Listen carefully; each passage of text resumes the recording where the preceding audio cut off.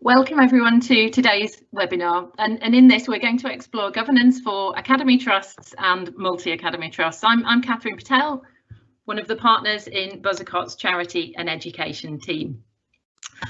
So governance is a really broad topic, and we only have an hour and a quarter in total. So really, after some initial scene setting, we're going to focus on a couple of academy trust case studies, predominantly around financial governance of academies. So really giving examples of what can go wrong and how trusts could mitigate the risks of some potential governance issues arising. And I think just to say here that I must say that these are purely fictitious examples and not real trusts. So in terms of today's agenda, I'll start with the scene setting. I'll then hand over to Matthew King. He's going to cover our first case study relating to financial management and governance. And then Hugh Swainson will cover our second case study relating to governance, bringing in some of the elements of internal scrutiny, assurance and regularity. So just before we start, a few points in terms of the webinar itself. So the webinar is being recorded. And the slides and how to access the recording will be circulated after today's event. Everyone is automatically on mute and videos are off, and we'll draw the webinar to a close around 12:45. We've built in some time for questions before the end, so if you do have a question to ask, please use the question function within Teams, and that's the speech bubble with the question mark in the centre. Just to let you know, all questions will be kept private, and if we don't have time for all questions, we may have a sort of a relatively short period for questions. We'll respond to these in writing after the event with our follow-up communication with the slides and the link to the recording as well. So moving into the seminar itself. So just in terms of the moving on to the first slide, the focus today is on trust governance, relating predominantly to the role of the board and its responsibilities. In a single academy trust, the board is likely to be the same as the governing body, whereas in a multi-academy trust setting, this will be the board of trustees. So really looking here at the board of trustees, possibly referred to as the board of directors in some multi-academy trusts. So the board that oversees the MAT entity and all of its constituent schools, rather than looking at the sort of the individual school level and the local governing bodies of each of those schools. So just really starting off with, why is governance important? And looking here at the DFE guidance in this respect. So the DFE's governance framework talks about effective governance providing strategic direction and control. That good governance creates robust accountability for educational and financial performance so that children and young people can achieve the best outcome. And through that, the DFE is defining three core functions for the Board of Trustees. The first is the clarity of vision, ethos and strategic direction for the trust. So the trustee board ensuring that all exists. Holding the executive leaders to account for both the educational performance of the organisation and also the performance management of the staff team as well. And then thirdly, overseeing the financial performance of the organisation and making sure that the trust's money is spent appropriately. And all of these three obviously very much interlinking, as we'll see as we look through the guidance that's there sitting within the sector. So really, if we move on through then to really looking at, on this slide, what is it that determines how a trust should be governed? And this really stems from the fact that each trust is incorporated as a company limited by guarantee and also has exempt charitable status. So not a registered charity, an exempt charity with its principal regulator as the Secretary of State for Education via the DFE and the ESFA. So a number of bodies there that the trust is ultimately regulated by and answerable to. predominantly through the DFE and ESFA, but also having to comply with a number of other areas of governance and regulation and compliance. So from the Charity Commission point of view, given that the trusts are exempt charities, so the board members defined as trustees under charity law, and they must abide by the requirements set by charity law for trustees. Here, one of the really good documents, and it's linked within a number of the ESFA's governance documents, really good, useful reference document, is the Essential Trustee, a Charity Commission document, which is really an excellent introduction to the overall responsibilities for trustees. And many of the themes from this flow through the ESFA's requirements also. So just to give you some examples, that trustees act in the trust's best interests, avoiding conflicts of interest, that trustees manage the resources responsibly, so not overcommitting the trust and not exposing the trust's assets to undue risk, for example. That trustees always act with reasonable care and skill, and ensuring that the trust, that the charity in the context of the Essential Trustee, that the trust is accountable and that there is a framework of accountability within the trust. And that's particularly important where delegation exists. And we'll see this delegation theme, accountability theme coming through in many of the areas that we're looking at today. In terms of Companies House trustees, the board members are also directors, and therefore there's the corporate reporting compliance as well that has to be considered. On the educational side, Ofsted, we see trusts are answerable to Ofsted, and safeguarding very much comes in with the Ofsted requirements there. And then probably most importantly of all, and certainly from today's perspective, is the DFE and ESFA, who set a very prescriptive set of regulations and also guidance that should be followed by trusts from a governance perspective. So very trust specific level, you have the funding agreement, you have the trust's own articles of association that you must make sure you comply with, and that trustees must have an understanding of both of those documents. But there are then also the broader sector documents setting out the detailed requirements for academy trusts. So the DFE's governance handbook and competency framework for governance, obviously critical documents here, and also the ESFA's Academy's financial handbook that refers to a number of areas of governance, particularly relating to the management of the finances of each trust. So looking at in a bit more detail at some of the guidance documents within the sector, and just moving on to the next slide, I thought it was just useful to look at an extract from the Charity Governance Code. So again, not trust specific. This was set up by a group of charity sector bodies. It's not a legal or regulatory requirement, but it is a tool there to help trustees develop high standards of governance. And again, there are a number of themes here that are coming through in the DFE and ESFA's guidance as well. So this focuses around the 7 pillars of governance, and I'm not going to go into each of those in detail. You can see each of those on screen. But really, in terms of this requires the board to think about, so clear purpose and strategy.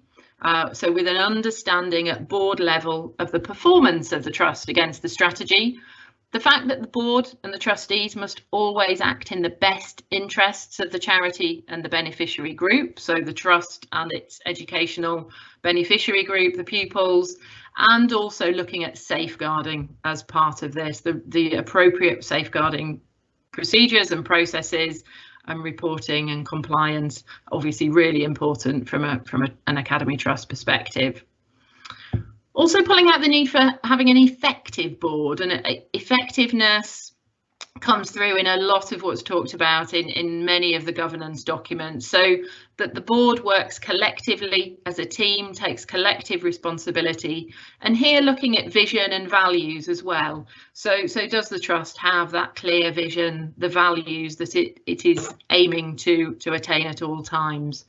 and clearly defined roles and terms of reference, and particularly important here where trusts are delegating to subcommittees and obviously the senior management team as well. Is the board checking on its own effectiveness? Is there the right skills mix as well, for example? Acting with integrity comes through very strongly, and also managing conflicts of interest, obviously something that the ESFA are particularly keen on in how trusts manage related party transactions and potential conflicts of interest. Ensuring there's a clear framework of reporting, controls, delegation of authority and assurance, and again something we see very strongly coming through in the Academy's financial handbook. And then a clear and effective approach to equality, diversity and inclusion. Not something we're going to have time to spend on today, but a lot of recent focus in this area. That the governance code has recently been revamped within this section with an increased focus on EDI. And then finally, just the culture of openness, transparency. So making sure that you're communicating appropriately with the stakeholders of the trust and that there are clear procedures for complaints and whistleblowing. And all of this really reflects the government's 7 principles of public life. Again, another document that's referred to within many of the DFE governance frameworks and regulatory documents, and really leading into that and onto the next slide, we can then look at the DFE's governance framework, which is focused slightly differently to the Charity Code of Governance, but you can see many common themes here. So the 6 features of effective governance, which are underpinned by 16 competencies. The text might be quite small on there, but really highlighting some of the key points here. And you can see the overlap with the more general charity sector guidance. So, for example, the importance of strategic leadership, mentioned here again, of vision, values, the importance of accountability. So having those financial management frameworks, control frameworks, monitoring and reporting processes that are linked to those. And then the structures as well, just to highlight that point, the roles and responsibilities. And really all of these sort of go into the ESFA within its Academy's financial handbook looks at all of these important aspects of governance in more detail. And really the next step really is to delve into some of these in more detail around the financial governance side. So the final couple of slides from me really do that in terms of looking at that detail in the Academy's financial handbook. So just moving to the next slide, I've highlighted some of the key aspects, and all of these will be relevant for the case studies that we're highlighting today, but just some of the really core elements of governance as we see them, particularly from a financial perspective. So the first section of the Academy's financial handbook really looks at the definition of the roles and responsibilities in the context of an Academy trust. So including the role of the members, trustees, accounting officer, chief finance officer, and also in the 2020 handbook, the role of the clerk as well, and that a trust must now appoint a clerk, which was a new inclusion for 2020. So in this area, there's a lot of focus and a greater focus from the ESFA on the role of members versus the board. So really with the Academy's financial handbook covering both roles with a clear list of responsibilities for each. The ESFA has focused more on the role of members more recently, really seeing them as more similar to shareholders of a company limited by shares. So that oversight and separation from the overall trustee body. But really in terms of the trustee role, the real important role for today's webinar, a clear list of what a trustee is expected to be doing and the board as a whole. So really picking up a lot of the core points that we've already picked up in both the essential trustee document, the charity governance code, and also the DFE's governance framework. And all of these documents are referenced within the Academy's financial handbook. It also talks through the CFO role. So again, greater focus by the ESFA that a trust must have a CFO who is an employee, unless you've got prior ESFA approval for them not being an employee, and fulfilling here a technical and leadership role, and looking at their appropriate qualifications as well. And also making sure, through the Academy's financial handbook, making sure that Academy trusts are being very transparent in terms of their governance arrangements, so that they're clearly defined on the trust's website. In terms of an audit and risk committee, this is a must for an Academy trust. If an Academy trust's annual income falls over 50 million per year in a particular year, then they must have a separate audit and risk committee. If you fall below that threshold, this committee can form part of another committee, but it must be very clear in the terms of reference for that committee that it is also fulfilling the role of an audit and risk committee. So really, with the focus on the audit and risk committee being oversight of internal scrutiny, and I'll say a little bit more shortly, risk management processes within the trust, and also the external audit side of things, both from the financial statements perspective, but also the regularity perspective as well. So the Academy's financial handbook goes on then to talk a lot about accountability in terms of financial requirements, and firstly looking at the delegation and control framework. So the fact that a trust must have sound internal control, risk management and assurance processes. So there must be, for example, a written scheme of delegation of financial powers in order to maintain robust internal control. So the appropriate levels of segregation across the trust, for example, through procurement processes is a good example, and also authorisation of transactions, procurement, payments, etc. Also look there through the Academy's financial handbook at the need for rigorous financial planning, and this stems right from the budgeting and planning processes through reporting and monitoring by trustees, probably through in detail through a subcommittee, the finance committee, for example. So making sure as a board that the trustees are applying that discipline in financial management, budgeting and reporting. So this will include areas such as cash flow forecasting, going concern as well, linking that to the financial statements, the ability for the trust to continue, for it to be financially viable and solvent into the future. May also include here consideration of the reserves side of things, so reserves management, a reserves policy, so what level of reserves is required, the working capital requirements, additional requirements potentially that are required for the trust. And that leads really quite neatly into the section on procurement and value for money. So trustees ensuring that there is regularity and propriety in the use of the trust's funds, so that the funds of the trust are being spent for the educational purposes intended, that value for money is achieved, and that competitive tendering is followed where required, so that there are clear procedures around this, and that the trustees are kept informed or involved in those processes as set out in the scheme of delegation. And also mentioning here clear arrangements around the setting of executive pay as well. The ESFA seeing this as a riskier area that the trustees must be involved with. And then finally, just in this section, that the Academy Financial Handbook requires that the trust must have whistleblowing procedures. So this degree of transparency, openness, making sure that there are complaints, whistleblowing processes, and that the whistleblowing procedure is published very clearly on the trust's website. That all staff are aware of that process and they understand how any concerns that are flagged will be managed, and that the trust has a responsibility to respond properly and fairly to any whistleblowing circumstances that have arisen. So just finally from me, just the final sections here in terms of the Academy's financial handbook.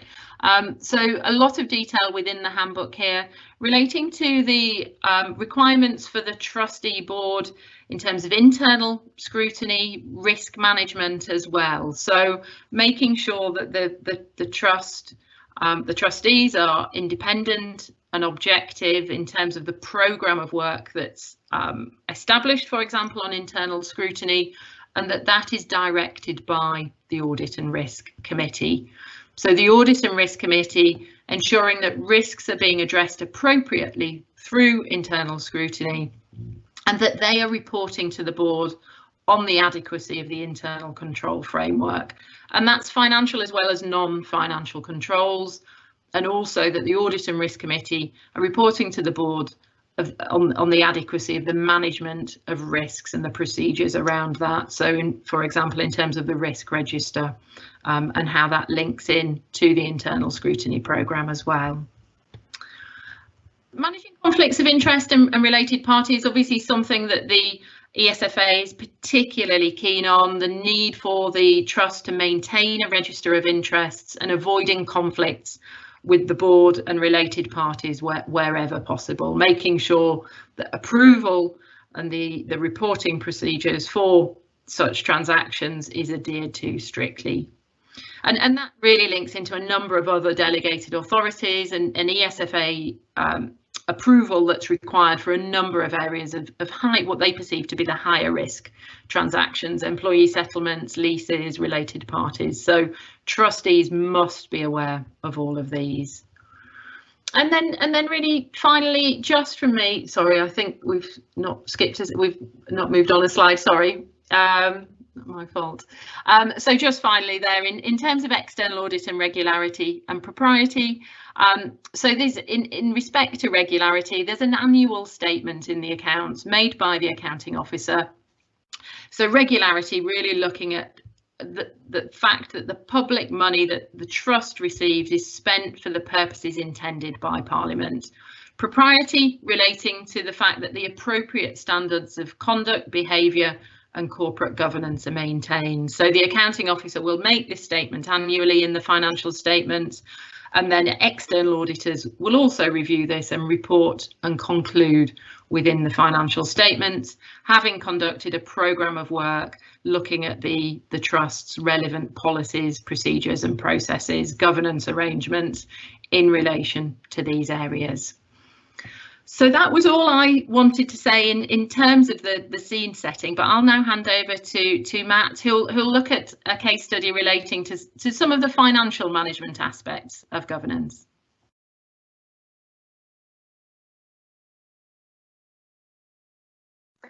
Thank you very much, Kat.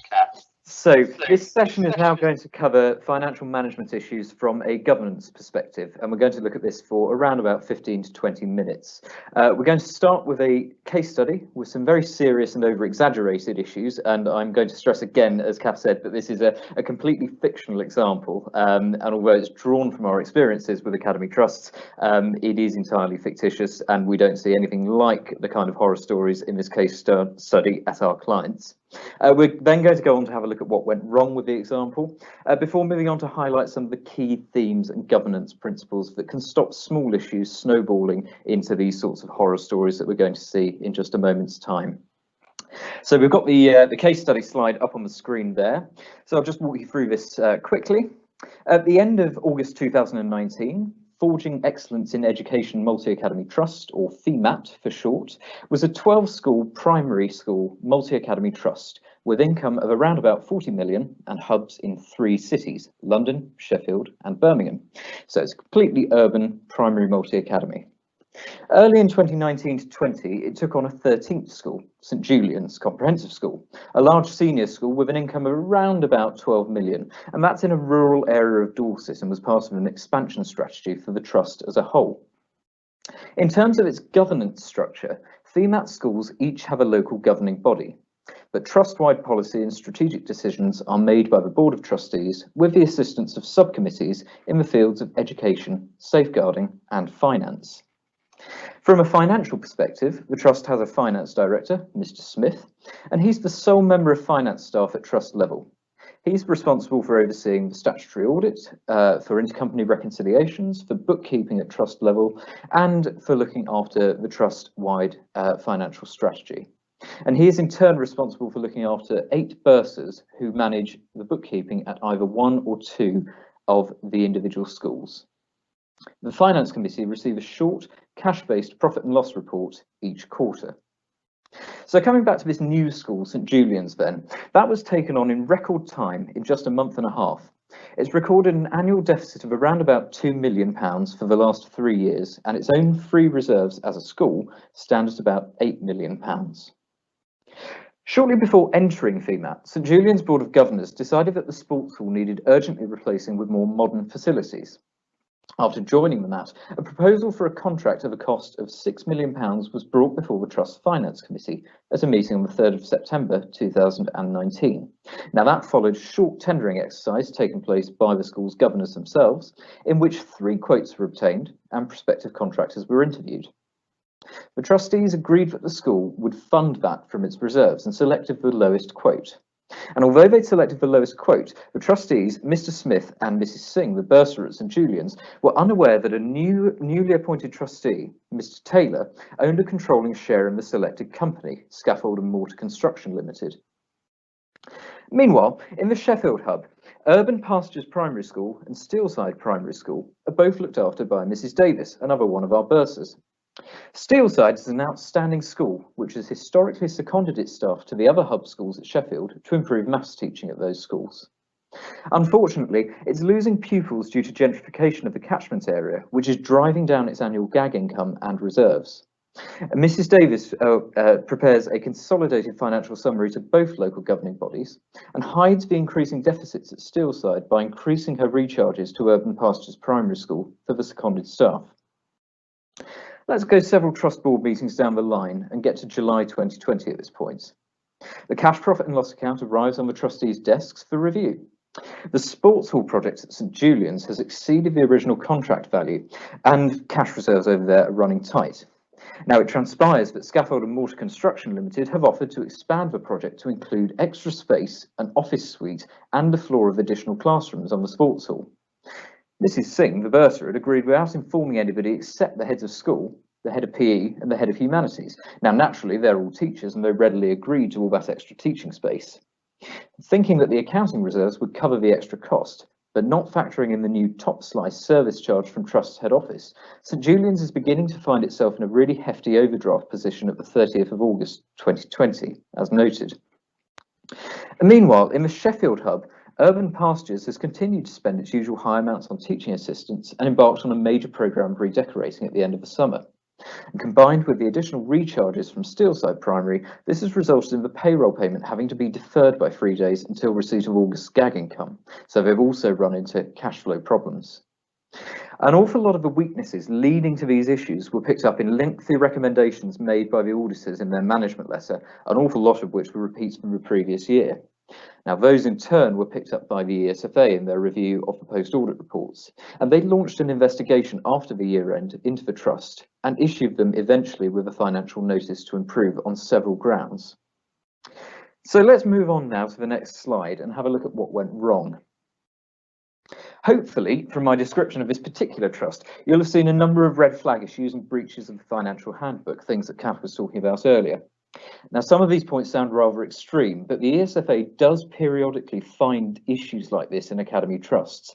If you go and have a look at their financial notices to improve page, you're going to see an awful lot of similar issues to what we've just covered. So what was wrong with the governance setup here in this fictitious example that we've just covered? Well, first and foremost, the trust take-on of the new school brings its total income to over £50 million. So we had 40 million from beforehand and 12 million from St Julian's coming in.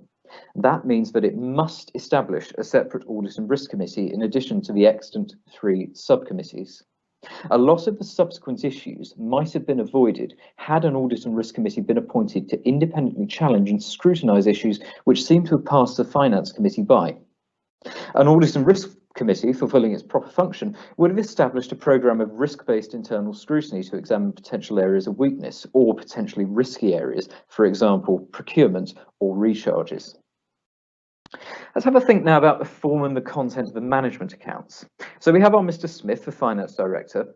He's only producing a summary profits and loss account to cover a very large multi-academy trust, and he's only doing that once a quarter.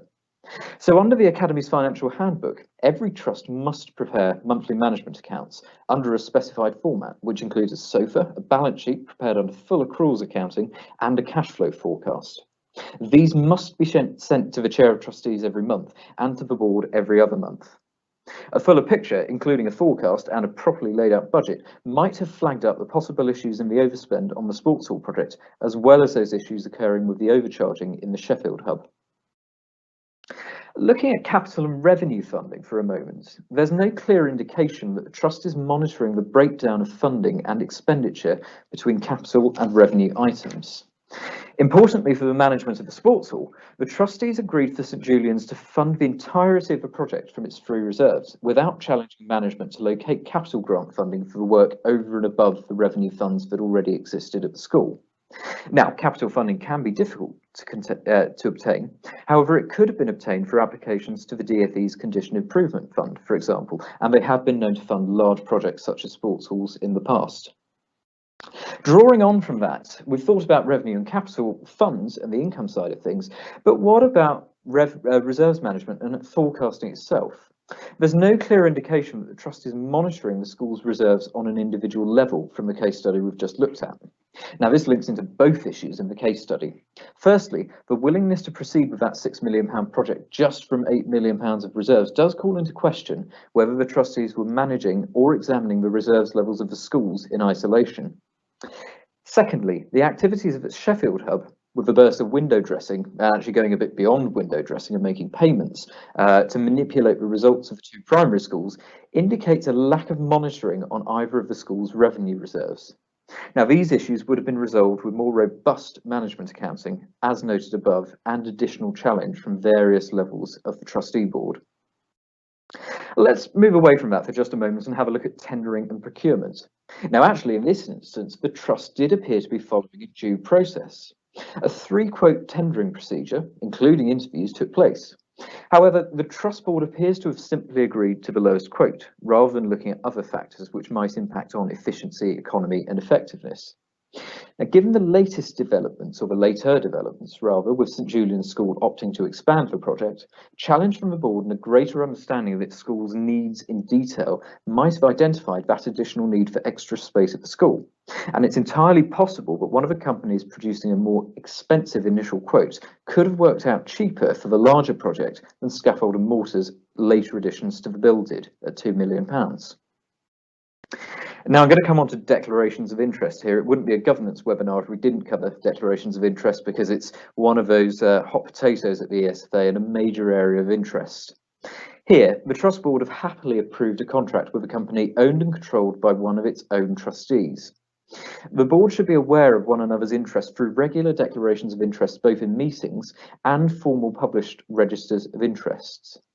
Management ought also to have been aware of these interests when selecting companies to be involved in the tender. Now, they ought to have been aware that Mr. Taylor, the trustee, was involved, and he should have absented himself from all decisions and discussions in relation to the decision-making process. The trustees should be particularly mindful of interest and related parties when making decisions about high-value projects, and particularly of import for Academy trusts is the fact that the value of the project exceeded the £20,000 approval threshold for related party transactions to be reported to the ESFA in advance. So once again here, the trust is in breach of the Academy's financial handbook. Coming back to the idea of overview and ongoing control, the tendering processes seem to have been relatively robust. However, the procedure for agreeing amendments to the contracts appear to be far more lax. The trustees ought to be regularly reviewing their procurement policies and ought to have put in place safeguards and controls to prevent major decisions that could have increased the costs by several £1 million, for example, the expansion of the sports hall project, from taking place without prior approval. Quite aside from that, it's inconceivable that the building works were not on local governing body agendas, or indeed the Finance Committee agenda. If they were, a question arises as to why none of those groups or committees were asking detailed questions about the costs to date and the progress of the project. Now, it might be that the board's specialist on property and estates was the gentleman with the interest in the contracted building company, and therefore the board might have assumed that everything was fine and dandy and under control rather than questioning it, which in itself is a weakness because the board is meant to be there to question everything. And it does also serve to emphasise the importance of transparent declarations of interest so that they're aware of that interest in the contracted company.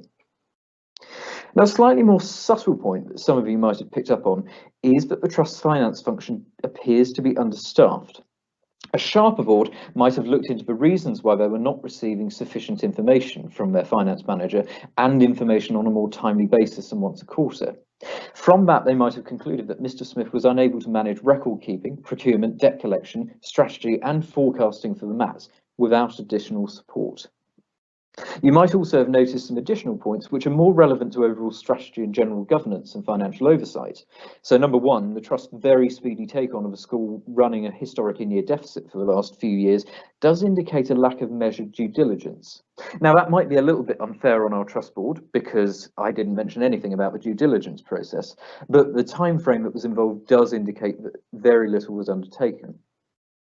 Also, the take-on of a school with completely different characteristics to existing members of the Trust, which are all church-based, or rather the new school, which is church-based, a senior school in a rural setting compared to the extant schools, which are urban, secular, converted primary schools, does indicate a possible lack of clear strategic thinking. Now, again, there might have been a broader strategic plan behind that, but I didn't go into the detail there. So, if we move on to the next slide, we've got some points to take away in practice here and principles. So many of the points in the somewhat over-exaggerated scenario do appear unlikely, or the result, I think, of an unrealistic breakdown in common sense, and indeed most of them are.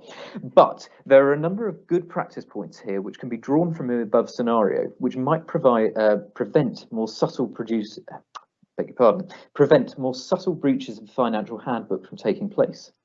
Now, these are best practice points which we think it's important for every trustee involved in an academy trust to bear in mind as they fulfil their duties. So in summary, financial oversight is particularly important. At its core, that's about challenge and appropriate questioning. Management accounts and the forecasts provided by management are absolutely critical and key here.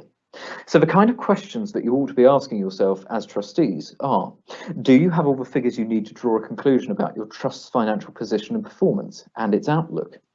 If not, why? Are you cognizant of all the major projects and staffing matters arising at an individual school level? Now, we didn't talk an awful lot about staffing there. Staffing is, in fact, the biggest revenue expense in most academy trusts, so it's an important one to bear in mind. If there are issues or imbalances in the budgets for individual schools, have those been identified? And if so, what are the plans to address them? Are those plans viable? Are there any unusual variances in the management accounts which might be reflective of irregularities or failing financial health? Moving on to policies and procedures. At a broader level, those policies and procedures completely need to be compliant with the financial handbook. So, drawing on some of the points Kath mentioned earlier, are all those must requirements in place? Have the should requirements at least been reviewed if they haven't been implemented? Are policies being reviewed and addressed annually or at least on a regular basis? Now, both of those above points should be analysed in the context of risk, which is our third point on the slide here. Has the risk register or assessment identified any areas of particular weakness or concern in the financial management structure is a key question to be asking yourselves. And if so, is there a plan in place to address this? What might that plan be? That could take many forms. For example, internal scrutiny, which we've talked about very, very briefly. Additional training for staffing might also help. Hiring of new staff could be a potential avenue around some of those issues, or an in-depth review by a subgroup of trustees or an external contractor, perhaps. Now, governance, of course, is a broader issue than just financial management and oversight, and Hugh's now going to speak to you a little bit about some of the broader governance issues involved in running an academy trust. So over to him for another case study. Thanks, Matt. As you say, I'm going to cover some of the broader areas of governance and the roles of governors. I'm going to do it again through a case study, that's entirely fictitious, but ultimately, hopefully, things that we have seen sort of going on in the sector through some of the ESFA's published reporting and that kind of thing. So, over onto my first slide. I'll set the scene of this case study, which is this time just a single academy trust, a secondary school called Good Enough School. And this school had been running all very steadily, so it had been rated good by Ofsted. The finances were very stable, they had sufficient reserves, had a well-respected head who'd been there and proved himself for a while, and there was a long-term business manager in post who'd actually been at the trust as long as anyone could remember. The board of trustees seemed to have a good mix of professionals, people who'd worked in the public sector and in education, so things all seemed very stable at the trust. Then one of the first things that happened was the business manager retired, and so after a long period of service to the Academy Trust, they departed with the well wishes of everyone after all of their efforts and service.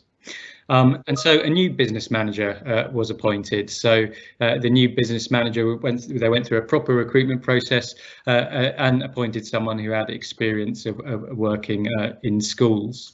Unfortunately, the new business manager's start date was 1st of September, which meant their first task was dealing with the year-end financial statements for a year in which they hadn't actually been involved in the detail. The first the trustees really became aware of any issues was in the autumn, when they started receiving the reporting from the audit. They became aware that the audit hadn't gone particularly well. There were still a number of gaps at the time it had gone to the audit committee, and there were a number of issues raised by the new business manager. Comments on a lot of points of detail around the processes and what she'd taken over. The trustees had to digest all of this. There was a lot of detail, but ultimately they distilled it into two key points. One, that the business manager had come in at a difficult time and had obviously struggled to deal with producing a year end that she hadn't been involved in during the year. And secondly, there was a fair point that some of the processes did need updating and modernising. There was things that probably, with the business manager being in post for so long, got a bit out of date in terms of processes and reporting. So they sort of took that on board and recognised that going forward, there'd need to be a bit of modernising and tightening up on process, which they were enthusiastic that the new business manager could lead. So they eventually got through the audit. Got things fortunately filed with the ESFA on time, with perhaps a few more management letter recommendations from the audit, but they came out of it thinking that going forward they could work with the new business manager to, once they got embedded in the trust, that they'd get the feet under the table and start sorting out some of the things that had arisen. Unfortunately, in the subsequent year, things seemed to deteriorate rather than improve. The business manager became very disgruntled and complained about a whole range of issues that wasn't as she thought they should be. And in particular, they fell out, seem to be falling out with the head, or I've used head and CEO interchangeably on this slide, and so that relationship wasn't working, which was disappointing. So the trustees had a look at that. As I say, they recognised that things did need to develop, and they explored this a bit further, and from their experience of the business manager, they did perceive that she was someone who got stressed very easily and got very worked up over some of the detail points, and things were started to come out over previous roles that she'd been in, where there was some difficulty with some of the management team. So this situation continued, and despite sort of willpower to try and develop things, it didn't work out, and ultimately the business manager departed. But crucially, when the business manager departed, they whistle blew to the ESFA around a number of issues, and subsequently, looking into this, the ESFA went into a full-blown investigation.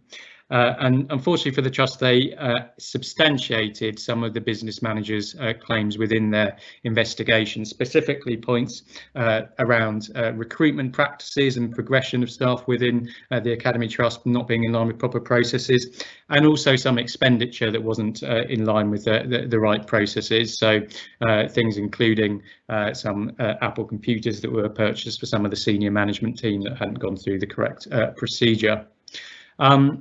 So the ESFA picked up on this, but also a whole range of other points which were made around some of the delegation of authority, the processes, the governance at the trust, which was formalised in a letter to the trust, which in line with the ESFA's policy was published. So the trust now had a list of things that became very public, which they had to work through. And so the trustees really engaged in working through these as a priority to make sure they were addressed and had to report back to the ESFA on them.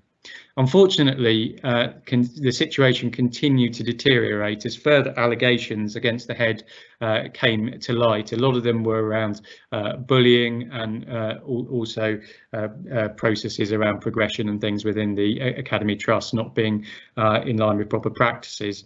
And this situation snowballed, and eventually the CEO's position became untenable and they departed the Academy Trust. And subsequently a new CEO was appointed. Subsequent to that, then Ofsted came in and rated the school RI. Whilst there were still some good features, there were a number of wider points that put it into a requires improvement category. Ultimately, the trustees had started resigning at this point, and the chair felt that their position had become untenable, and they resigned also, leaving a bit of a void at governance level. And ultimately, the RSC recommended the school move into a MAT. So this is a situation with a rapid deterioration of the situation following issues arising. So let's go on to the next slide and explore what happened in more detail. Obviously, in this situation, the trustees had become a bit sleepy. They'd got comfortable with the situation with the good Ofsted, the school being very stable, and hadn't been performing their role to the fullest extent of their ability. Ultimately, in an Academy Trust, you can't have leadership operating at 50%. Equally, you can't have the trustees operating in that way, and things had started to deteriorate. And I think here there's an issue sort of about clarity of role. The trustees were really just looking to react when things arose, which they didn't until later on, whereas really they needed to be energised by the role of being a trustee. And that's all the things that Kath talked through earlier about being clear on the vision and values of the trust, having clear strategic planning and goals set against the strategy, processes to monitor progress around that strategy, risk management, accountability, and accountability framework that's monitored in the trust, and looking at compliance. So all of these kind of things, the trustees in this case didn't seem energised by that role and weren't sort of fulfilling it as fully as they should have been. There is also this concept of the support and challenge that the trustees provide, and balance of this is really important. Obviously, if you provide neither support or challenge as a trustee, you're just abdicating. But if you just give support and no challenge, you're really just sort of cheerleading for the CEO. Equally, if you're just providing challenge, you can be a very adversarial board by nature. So it's trying to get the balance of that to be able to work well in the role. And I think in this case study, the challenge clearly wasn't sufficient. They accepted too much of what they were being told by the senior management team, and the level of challenge had diminished significantly, so that the trustees weren't keeping things up to date and being aware of the full situation. So I think some of the key questions coming out of this section is, you know, does your trustee board have real clarity and purpose in the role of being trustees? And also, can you see evidence of sufficient challenge in the meetings and what you're seeing with the trustee board? So over to my next slide. Relationships is a key area for any trustee board. There's all sorts of different relationships and groups that we could think about. I'm just going to concentrate on one, which is this triangle here between the chair, the CEO, and the CFO, the Chief Financial Officer. And so what you'd expect here is that there's a very strong relationship between the chair and the CEO. That's sort of necessary for any organisation. And here we can see in this example that had probably diminished a bit in that the chair wasn't taking quite as active an interest and wasn't quite as aware what was going on with the CEO at the time. The CFO was also interesting. We can see, as Kath said, in the financial handbook, this has given extra prominence in recent years. And I think this is partly in response to the fact that we see this triangle as very important, probably within other sectors, and sometimes in academy trust, the CFO role hasn't been of sufficient prominence.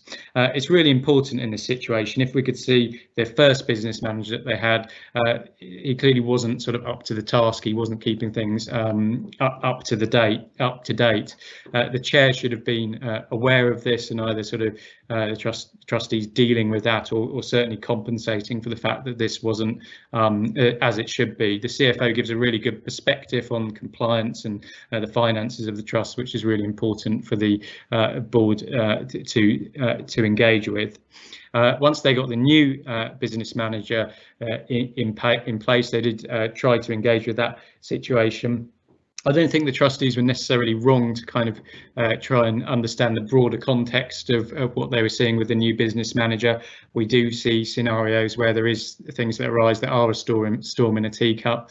But the key issues here was that the chair didn't have the wider perspective on the trust to see that some of the things that the CFO was raising were real issues. And the other key thing is not taking those complaints and allegations seriously when they arose.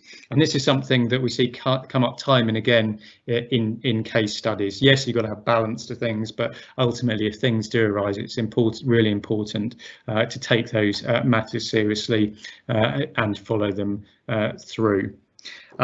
So some of the key questions to ask from this is are those relationships, do they exist and are strong enough within the trust, and is the CFO role given enough prominence in this situation? On my next slide, just look at the sort of compliance side. There's all sorts of rules and regulations that Academy trusts have to comply with. We focus particularly on the Academy's financial handbook, but there's obviously everything else like GDPR, keeping children safe in education, all the safeguarding, all of that side of things. So there's a lot to think about here in terms of compliance. And I think it is important that between the trustee board, there is that understanding of the basic financial frameworks that exist within the Academy Trust. People do have familiarity with the Academy's financial handbook, so they can see if these things are operating as they should be and oversee it correctly. In this situation, clearly the old business manager wasn't keeping things up to date. The Academy's financial handbook is updated each year, and there's a lot in there to get right and comply with, and things had started to slip in terms of processes. Now, in this case, it wasn't the case that there was just no process, or invoices were still being authorised, etc. But things had started to get slack, and in that kind of environment, it can very quickly get to a situation where irregularities happen because there wasn't the discipline within the trust of addressing that. So really, sort of questions to ask are whether there is enough knowledge of the compliance environment within the trustee board, and is there that accountability that you can see in evidence around the compliance. And over to my final slide.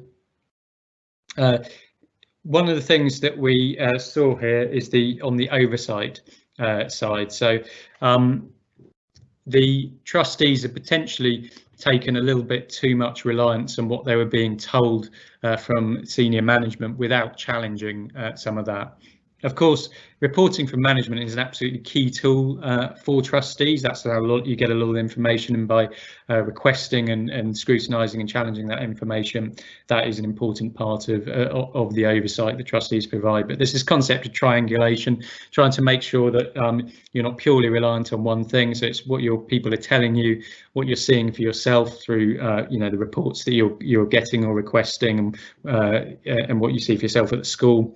And also the potential for independent reporting. Does some of this need an independent view, just to corroborate things as well? So in this scenario, the trustees didn't have full enough sight of what was going on within the trust, and things had slipped, and bad practices were going on, and they didn't have sight of that.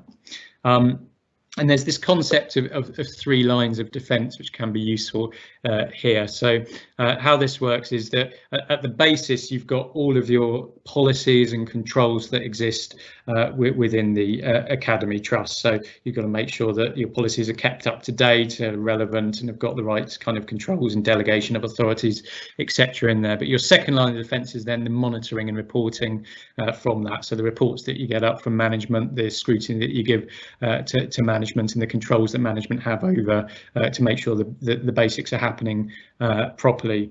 But then the third line of defence, sometimes it's useful to also get an independent view, no matter how much reporting and everything that you have from management. Sometimes that independent review's useful, whether it's internal audit, it can be other things as well. Getting independent look at certain areas can be particularly useful. And this leads us down the path of sort of board assurance frameworks, which is all about looking at your risk register, all the different things that can go wrong in the Academy Trust. What controls do you have over each of those areas? Who's responsible for it? How do you monitor it? But then really having an open conversation around all of those areas. Where is it you feel, well, we really could do with a bit of an independent view here because we feel a bit uncomfortable with this, or are we comfortable with the reporting that we're getting is sufficient to convince us that things are operating correctly? So I think one of the sort of key questions coming away from this slide is, are you sufficiently confident with what you're being told as trustees from the executive? Do you need to sort of broaden your viewpoint or get additional reporting or scrutiny to be able to get a full perspective on things? So that's both of our case studies, as I say, both fictitious and both probably a bit dramatic in terms of consequences, but hopefully things that sort of show the importance of the role of trustee. So I'm going to hand back to Kath now.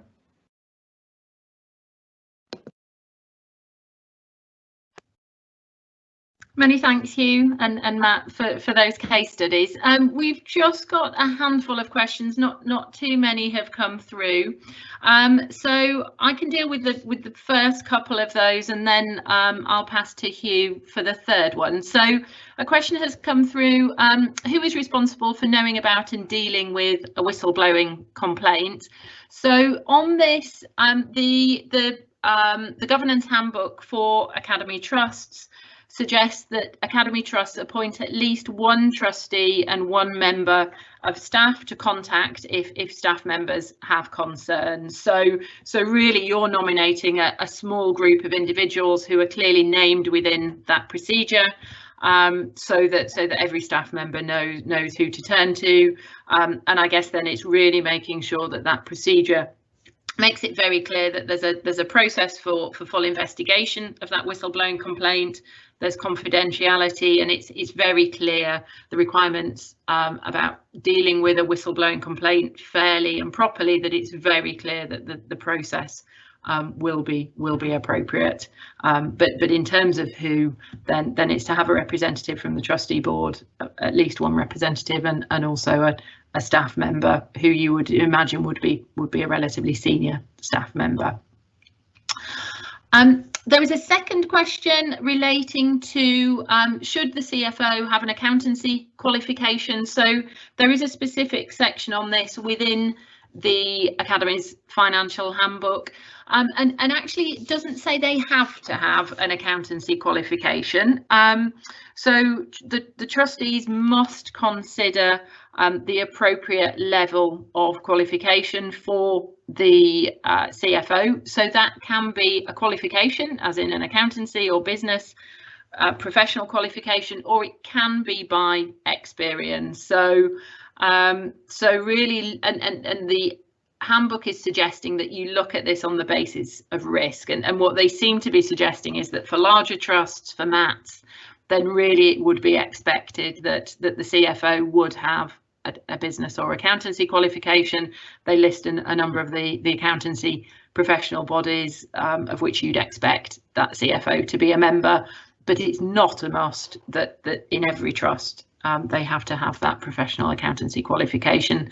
I think if they didn't, when applying for the role or in the role, I think you just have to be very clear as a board, and linking it back to some of the case study examples, be very clear as a board how their experience makes them appropriate for fulfilling that role.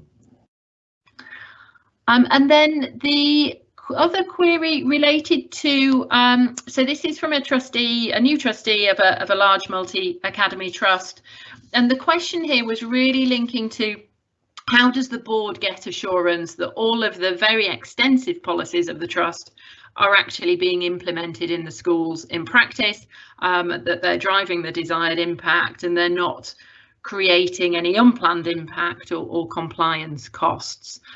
So really, how as a board, how do the trustees get assurance around that? I'm going to hand to Hugh here. Hugh, would you be happy to answer that question? Yeah, sure. So I think this sort of links in a bit to some of the points I was talking about earlier as how the board gets assurance on implementation and monitoring. I think this question is from the starting point that you've got all the policies and you're happy with them, but I think obviously that's a key bit of the process to make sure the policies are fully up to date and cover the relevant points to start off with, and that's being informed as a board, and also seeing the process that sort of management has gone through to update these policies and take account of them, which will give you some more confidence, I suppose, that they're going to implement them correctly if the process for coming up with the policies has been a robust one. But I think then it's really on to that sort of second line of defence in terms of how do you sort of monitor against that? How do you know they've been implemented correctly, these policies, and then how do you know that they're sort of ongoing, everything's working as it should be?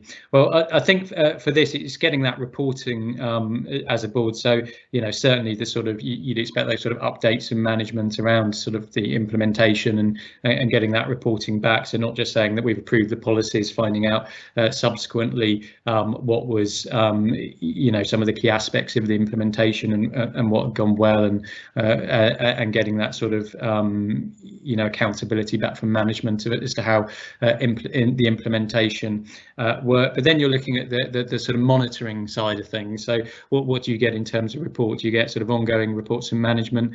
I think it's looking at what do management do to make sure that all of these things are happening. So, for example, in the multi-academy trust context, often there's a lot of central office checks to make sure that the individual schools are processing things as they should be. And you know, so obviously you're exposed to a lot of risk if they're just relying on the individual schools processing things correctly. You'd expect some level of sort of monitoring and cross-check from central office to make sure that they're confident that processes are being implemented properly. So it's that understanding what the process is for monitoring these controls are internally, what cross checks exist, and again querying management on that. There may be extra reporting that you want to see. So I don't know if some of the processes include tendering processes, for example. You may expect sort of management to produce reports on, you know, the amount of tenders that have gone through and above a certain amount, and that kind of reporting,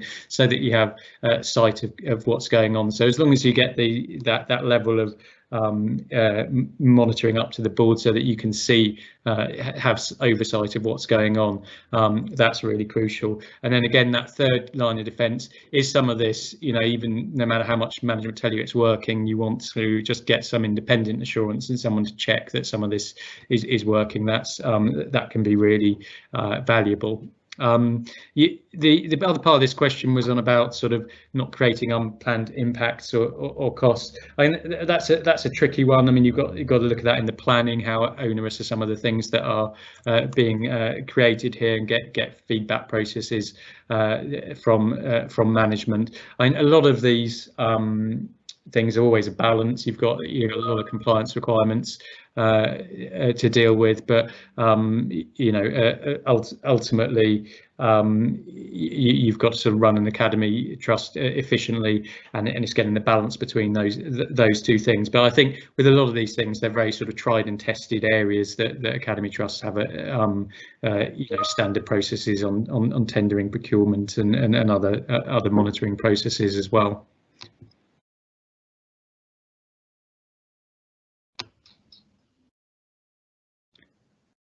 Great, thanks, Hugh.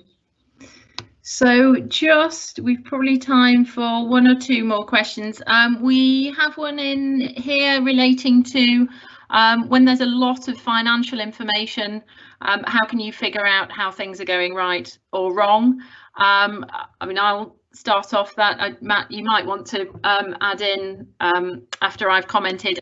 I think here it's really honing in on what is it that the trustees need to know? What are some of those real drivers for financial performance, some of the key financial messages that trustees need to be aware of? And it's looking at some of the key performance indicators, maybe some financial health ratios as well. So looking at, for example, where are your staffing costs as a proportion of income, often something that trusts have a real sort of feel about as where that should sit.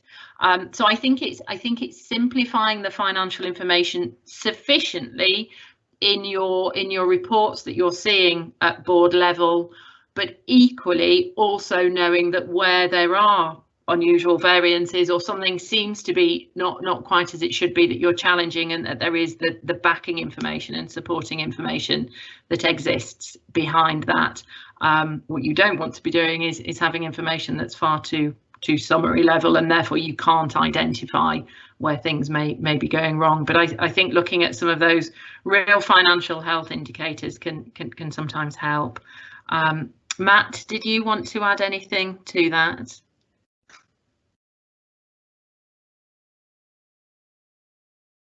So just a couple of points to add on to what Kath said. Now that the ESFA have mandated specific formats for financial information, I think there are a couple of really key figures that you should be looking at as trustees. In particular, the reserves. Again, I mentioned looking at reserves for individual schools as well as the trust overall. Understanding the balance between where your capital reserves are and where your revenue reserves are. Do you have sufficient funding to undertake the capital projects you need to? Do you have sufficient funding and reserves to keep going with your day-to-day operations in terms of staffing and buying materials and all those other extra repairs and maintenance costs that come out of your free reserves? So that revenue reserves figure is a particularly important one. That's on the bottom of your balance sheet, and it's a combination of your unrestricted funds and your restricted ESFA funds, all of which can be used for general purposes. The other key point, I think, or the key figure rather, to look at is your surplus or deficit, of course. If you're seeing constant excess of expenditure over income, that obviously is a warning sign, but also that needs to be looked at in the context of the reserves figure themselves. So if you're making slight deficits, but they're easily absorbed by large levels of revenue reserves, then that's probably okay, provided you start thinking to put a plan in place going forward for how you're going to manage those ongoing deficits and hopefully turn them around. I think also looking at budgets and cash flow forecasts is quite critical here, and just making sure you've got sufficient liquid resources to be keeping going. If you're starting to see negative or red figures on your cash flow forecast, that's the point at which you ought to be asking the CFO or your bursar or business manager just exactly what's going on and what the plan to get out of that is. The only other thing I can think of to say there is if you're seeing variability in key areas, for example, staffing costs or big significant jumps in areas that you're not expecting to see huge amounts of expenditure in, then again, I think is a good point to start asking questions. So it's really picking out those key variances and those key figures. And I think that was everything I had to say on that. Thanks, Matt. So I think just time for one final question. We've had a bit of a flurry of questions, so we will come back, as I said, with any questions we've not responded to in the session afterwards with the recording and the slides. But just the final question. This is around the separation of members and trustees, and how really does a trust go about separating the role of members from the trustees without it becoming too bureaucratic, and really trying to ensure that it adds a bit of value to the trust as well. Hugh, would you be happy to kick that one off? Thanks. Yeah, so I think the first thing on this is just to sort of be clear on what the sort of separation of role between trustees and members is. Now, obviously, the role of members is supposed to be separate to that of trustees, and you know, one of the aspects of being a member of an academy trust is that normally there's powers there to sort of appoint and remove trustees. So it is that sort of safeguard, I suppose, if the things are not working correctly with the board of trustees. So people often sort of give it that viewpoint of it being eyes on but hands off. So they're not getting, the members aren't getting involved in the sort of you know, sort of detailed sort of decision making or anything like that the trustees may be, but they are keeping an eye on the academy trust, and it's an important safeguard there, just similar to how shareholders and boards of directors work in company settings. So I think we have seen this as being an important role in scenarios. It's often when things go wrong that we really see this as being important. So you do obviously get scenarios where the board isn't functioning well for whatever reason, and having that sort of group of members there is with some separation can be important, and that's hence why the ESFA has been pushing in recent years for separation. There's often been all of the members are trustees. Obviously, if things are going wrong on the board, they're not going to sort of sack themselves if they're the same group of people. So that's what it's there for, and it can genuinely be very useful in some settings, and is a useful purpose and safeguard of having the members there. I think what we've seen is, you know, it's very difficult to, you know, get a high quality board of trustees, and then when you've got to start separating those off to members and getting different people involved, it can be really disruptive. But we have seen Academy Trust do this successfully, potentially over a period of time. Often you get scenarios where you know, trustees often have day jobs and get very busy, and some people can't commit the time to being a trustee any longer, but have got that continuity with the Academy Trust and may shift to becoming a member. So there are ways of sort of planning this out over a period of time to make sure it works with the sort of the people that you've got. But I think it's a case of trying to plan that out, trying to make sure there is some separation there, and just keep the members informed. So if they're informed and can perform their role, then that can be a real benefit in difficult times. Great, thanks very much, Hugh. So I think really that we're about at time, so we will respond to any remaining questions in the follow-up communication. As I said, we'll circulate the slides and the recording as well. So really all that's left is to say many thanks for joining the webinar today. I hope you found it useful. Do follow up. There's an email address there if you want to follow up on any points or queries on anything that we've raised today. But yes, just to say thank you very much for attending.